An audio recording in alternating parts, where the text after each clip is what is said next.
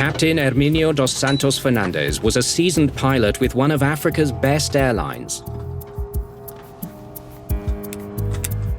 What made him fly LAM 470 up to 38,000 feet and then crash it into the ground? What we do know is that it took about 2 minutes until the captain locked the door, and that it took about an additional minute until he initiated the descent. So during that time, you have to assume that he was thinking about life, about whether he'd want to do something like this. Okay, all right. Did you know Captain Fernandez personally? The investigation digs into the captain's life, current and past. And did he ever seem depressed? Despite finding no red flags in his professional and medical records, investigators discover his private life was another matter. The investigators found a number of traumas in the captain's background. He'd been separated from his wife for almost 10 years, but that divorce proceedings had not gone through. Heart problems. His youngest daughter was undergoing heart surgery about that time, which would have been very stressful. And if that is not trauma enough for one man. 1 year before, the captain's eldest son had died in a car crash, which was believed to have been suicidal. It was almost 1 year to the day? The anniversary of the son's death would have been about the time of this accident, just a few days before. And so certainly it would have been on his mind. Captain Fernandez, pleasure to see you again. Hello, sir. The last thing that happened is not what causes, but it may precipitate, it may essentially spring the trap that has already had all this energy behind it. Sun shines on us today. Good day to fly. Yes. Yes, it is. After the investigation of LAM 470, air safety experts struggle to explain what motivated the captain. It's really impossible for me to answer what the effect his life circumstances had on his decision at that moment during that flight. It's impossible to know from the evidence we have whether this was a deliberate act that was concocted well before the flight, or whether it was something that happened during the flight. Determining how to keep such an irrational act from happening again is also a challenge. I'm going to step out to the toilet. Do you have the controls? No problem.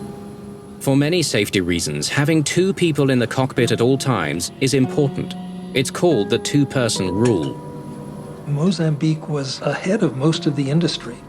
LAM had started a policy that you don't leave one person alone in the cockpit. It's just that at this time it was not being followed. Having someone else in the cockpit would have given him a chance to talk about things, may have been a chance to work things out. But the horrific circumstances surrounding the crash of Flight 470 and the death of 33 people gets little attention worldwide.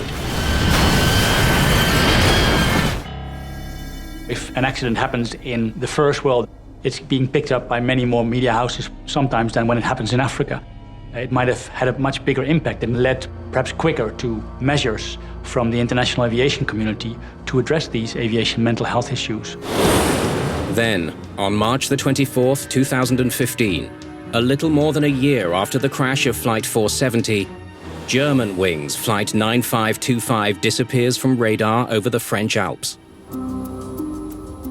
Just like LAM 470, a pilot locks the other pilot out of the cockpit, makes a calculated series of flight control inputs, and lets the autopilot fly the plane into the ground. It's as though he was familiar with the LAM 470 report, based on the sequence of events that took place.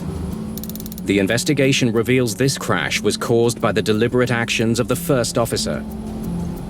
Any attention to the LAM accident would have benefited industry, and very possibly it would have started procedures in place that could have prevented German Wings. German Wings did not have a policy of having a second person in the cockpit, and that's something that you learned from LAM that may very well have prevented what happened. Publicity around the German Wings crash provokes a demand for action in the airline industry.